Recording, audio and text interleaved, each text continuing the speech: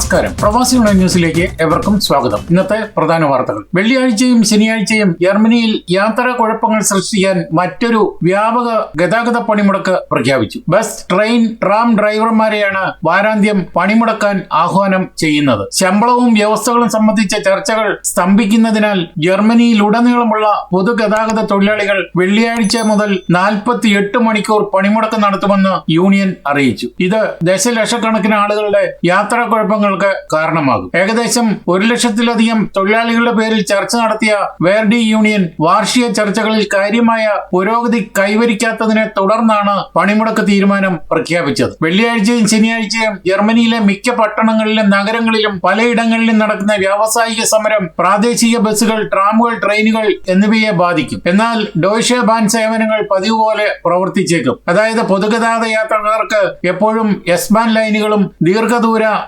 IC ട്രെയിനുകൾ കൂടാതെ പ്രാദേശിക റീജിയണൽ എക്സ്പ്രസ്, റീജിയണൽ ബാൻ എന്നിവയും ലഭിച്ചേക്കും. പണിമുടക്കുകൾ വെള്ളിയാഴ്ച പുലർച്ചെ ആരംഭിച്ച് പ്രദേശത്തെ ആശ്രയിച്ച് ശനിയാഴ്ചയോ ഞായറാഴ്ചയോ രാത്രി വരെ നീണ്ടു നിന്നേക്കാം. ജർമ്മനിയിൽ ആരോഗ്യകരമായി ഇരുന്നാൽ ബോണസായി 500 യൂറോ വരെ ആരോഗ്യ ഇൻഷുറൻസിൽ നിന്നും തിരികെ ലഭിക്കും. ആരോഗ്യ ഇൻഷുറൻസ് ബോണസ് പ്രോഗ്രാമുകൾ, പ്രതിരോധ പരിചരണം, വാക്സിനേഷനുകൾ, വ്യായാമം എന്നിവയ്ക്ക് ക്യാഷ് ബോണസുകൾ നൽകാനാണ് ആരോഗ്യ ഇൻഷുറൻസ് കമ്പനികൾ പദ്ധതിയിട്ടിരിക്കുന്നത്. ആരോഗ്യകരമായി ഇരിക്കുന്നതിന് പണം ലഭിക്കുന്നത് ജർമ്മനിയിൽ അവിശ്വസനീയമായി തോന്നുമെങ്കിലും ഇത് യാഥാർത്ഥ്യമാവുകയാണ്. നിയമപരമായ ആരോഗ്യ ഇൻഷുറൻസ് ഉള്ള എല്ലാവർക്കും എല്ലാ വർഷവും അവരുടെ ആരോഗ്യ ഇൻഷുറൻസ് കമ്പനിയിൽ നിന്ന് 500 യൂറോ വരെയാണ് ബോണസ് ലഭിക്കാൻ പദ്ധതിയിട്ടിരിക്കുന്നത്. പ്രതിരോധ പരിപാടികൾക്കോ ബോണസ് നൽകുന്നുവെന്ന് ഫെഡറൽ ആരോഗ്യ മന്ത്രാലയവും സ്ഥിരീകരിച്ചിട്ടുണ്ട്. ജർമ്മൻ ചാൻസലർ ഫ്രെഡറിക് മെർസ് 3 ദിവസത്തെ സന്ദർശനത്തിനായി ചൈനയിലെത്തി. ജർമ്മൻ വ്യവസായ മേധാവികളുടെ ഒരു വലിയ പ്രതിനിധി സംഘത്തോടൊപ്പമാണ് മെർസ് ചൈന സന്ദർശിക്കുന്നത്. പ്രധാനമന്ത്രി Li Qiang, president Xi Jinping എന്നിവരുമായുള്ള ചർച്ചകൾക്ക് ഇരുവരും തുടക്കമിട്ടു. മെർസിനെ സൈനിക ബഹുമതികളോടെയാണ് ചൈന സ്വീകരിച്ചത്. വ്യാവസായിക കയറ്റുമതിക്കാർക്ക് ഒരു മികച്ച അവസരം കണ്ടെത്തിയതായും മെർസ് പറഞ്ഞു. അതേസമയം ഉക്രൈനിലെ യുദ്ധം 5ാം വർഷത്തിലേക്ക് കടക്കുമ്പോൾ റഷ്യയുമായി ചൈനയുടെ ബന്ധവും ഇരുവരും സംസാരിച്ചു. യൂറോപ്യൻ വ്യോമയാന ഭീമനായ എയർബസിൽ നിന്ന് ചൈന 120 അധിക വിമാനങ്ങൾ വരെ വാങ്ങുമെന്ന് ഷി ജിൻപിങ്ങുമായുള്ള കൂടിക്കാഴ്ചയ്ക്ക് ശേഷം മെർസ് അറിയിച്ചു. US പ്രസിഡന്റ് ട്രംപ് ആഗോള വാണിജ്യ യുദ്ധത്തിന് തുടക്കമിട്ട ശേഷം ചൈനയിലെത്തുന്ന 3ാമത്തെ പാശ്ചാത്യ നേതാവാണ് മെർസ്. ബ്രിട്ടീഷ് പ്രധാനമന്ത്രി കിയർ സ്റ്റാർമർ, കനേഡിയൻ പ്രധാനമന്ത്രി മാർക്ക് കാർണി എന്നിവർ കഴിഞ്ഞ മാസം ചൈനയിലെത്തിയിരുന്നു.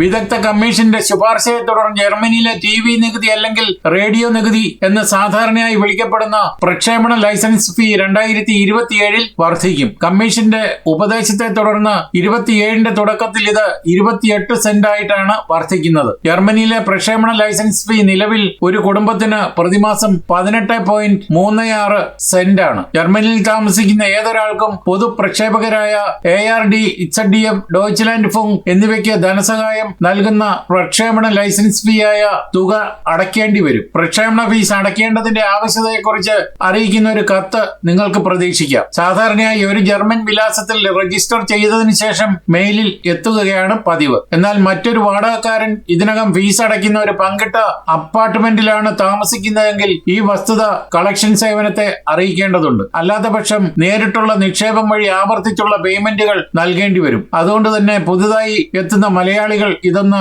ശ്രദ്ധിച്ചാൽ സാമ്പത്തിക നഷ്ടം ഉണ്ടാകാതെ ഇരിക്കും.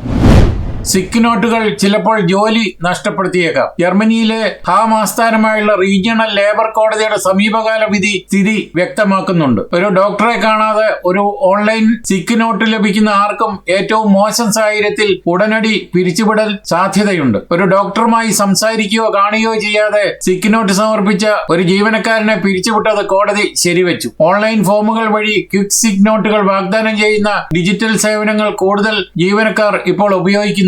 എന്നാൽ ചില ക്ലിനിക്കുകൾ ചില ചോദ്യാവലി സിക്ക് നോട്ട് ഇമെയിലിൽ അയക്കാറുണ്ട്. ഇതുവഴി ക്ലിയർ ചെയ്താൽ മാത്രമേ സിക്ക് നോട്ടുകൾ അംഗീകരിക്കുകയുള്ളൂ. അല്ലാത്തപക്ഷം ഒരുപക്ഷെ പിരിച്ചുവിടലിലേക്ക് എത്തിക്കുമെന്നാണ് കോടതിയുടെ വിധി. മെഡിക്കൽ കൺസൾട്ടേഷൻ നിർബന്ധമായി തുടരുന്നതാണ് വിധി വ്യക്തമാക്കുന്നത്. വീഡിയോ അല്ലെങ്കിൽ ടെലിഫോൺ വഴി ഒരു ഡോക്ടറുമായി ഒരു യഥാർത്ഥ കൺസൾട്ടേഷൻ നടന്നിട്ടുണ്ടെങ്കിൽ മാത്രമേ ഡിജിറ്റൽ അസുഖാവധി സർട്ടിഫിക്കറ്റുകൾക്ക് സാധ്യതയുള്ളൂ എന്ന കാര്യം കൂടി ഓർക്കുക.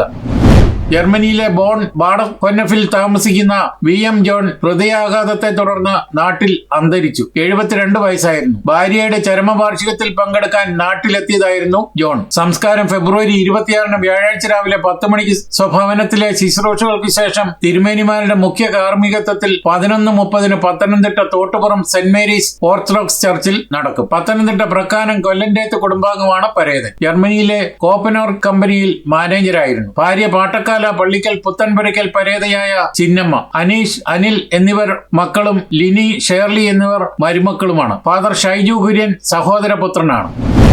ജർമ്മൻ കാത്തലിക് ബിഷപ്പ് കോൺഫറൻസിന്റെ പുതിയ ചെയർമാനായി ബിഷപ്പ് ഹൈനർ വിൽമർ തെരഞ്ഞെടുക്കപ്പെട്ടു. ചരിത്രപരമായ പള്ളികൾക്ക് പേരുകേട്ട വടക്കൻ ജർമ്മനിയിലെ ഹിൽഡസ്ഹൈം രൂപതാധ്യക്ഷനാണ് ബിഷപ്പ് ഹൈനർ വിൽമർ. 6 വർഷമാണ് കാലാവധി. ഉർസ്ബുർഗിൽ നടന്ന ബിഷപ്പ് കോൺഫറൻസിലാണ് പുതിയ ചെയർമാനെ തെരഞ്ഞെടുത്തത്. ബിഷപ്പ് ജോർജ് ബാറ്റ്സിംഗ് സ്ഥാനം ഒഴിഞ്ഞതിനെ തുടർന്നാണ് തെരഞ്ഞെടുപ്പ് നടന്നത്. 2018 സെപ്റ്റംബറിൽ ഹിൽഡസ്ഹൈം കത്തീഡ്രലിൽ ബിഷപ്പായി അഭിഷിക്തനായി. 6 ഭാഷകൾ കൈകാര്യം ചെയ്യാൻ പ്രാപ്തിയുണ്ട്. German, Spanish, English, French, Italian, പടിഞ്ഞാറൻ ലോവർ സാക്സണിൽ സംസാരിക്കുന്ന ലോ ജർമ്മൻ എന്നിവ കൈകാര്യം ചെയ്യാൻ കഴിയും. 55 വയസ്സുകാരനായ ബിഷപ്പ് വിൽമർ ജർമ്മൻ ബിഷപ്പുമാരിൽ നിന്നും വ്യത്യസ്തനാണ്. ലോകമെമ്പാടുമുള്ള ഏകദേശം 40 രാജ്യങ്ങളിലായി 2200 അംഗങ്ങളുള്ള പുരോഹിതന്മാരിൽ ഒരാളാണ് വിൽമർ. യേശുവിന്റെ തിരുഹൃദയ സഭാംഗമാണ്. 2015 മുതൽ 18 വരെ റോമിൽ ഓഫീസുകളുള്ള അവരുടെ സുപ്പീരിയർ ജനറൽ ആയിരുന്നു. ലോകമെമ്പാടും സഞ്ചരിച്ചിട്ടുണ്ട്. മുൻ ഫ്രാൻസിസ് മാർപ്പാപ്പായെ വത്തിക്കാനിൽ പലതവണ സന്ദർശിച്ചിട്ടുണ്ട്.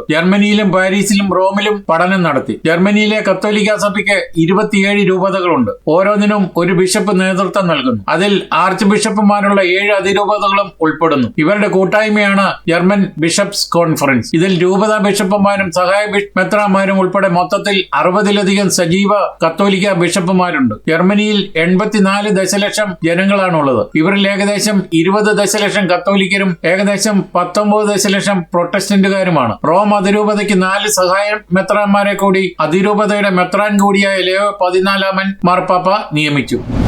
യൂറോപ്പിൽ പഠിക്കുന്ന 6 മുതൽ 14 വയസ്സ് വരെ പ്രായമുള്ള കുട്ടികൾക്കായുള്ള ഇംഗ്ലീഷ് പഠന കോഴ്സിന്റെ ഉദ്ഘാടനം മാർച്ച് 1 ഞായറാഴ്ച നടക്കും. ഇറ്റാലിയൻ മലയാളി അസോസിയേഷന്റെ ആഭിമുഖ്യത്തിൽ ആരംഭിക്കുന്ന കോഴ്സിന്റെ ഉദ്ഘാടനം വെർച്വൽ പ്ലാറ്റ്ഫോമിലൂടെ പ്രവാസി ഓൺലൈൻ മുഖ്യ പത്രാധിപർ ജോസ് കുമ്പളുവേലിൽ നിർവഹിക്കും. ചടങ്ങിൽ Italian Malayali association president advocate Thomas Kurian അധ്യക്ഷത വഹിക്കും. Educational society convener Antony Johny സ്വാഗതം ആശംസിക്കും. ഏവരെയും ചടങ്ങിലേക്ക് ഹാർദവുമായി സ്വാഗതം ചെയ്യുന്നതായി ഭാരവാഹികൾ അറിയിച്ചു.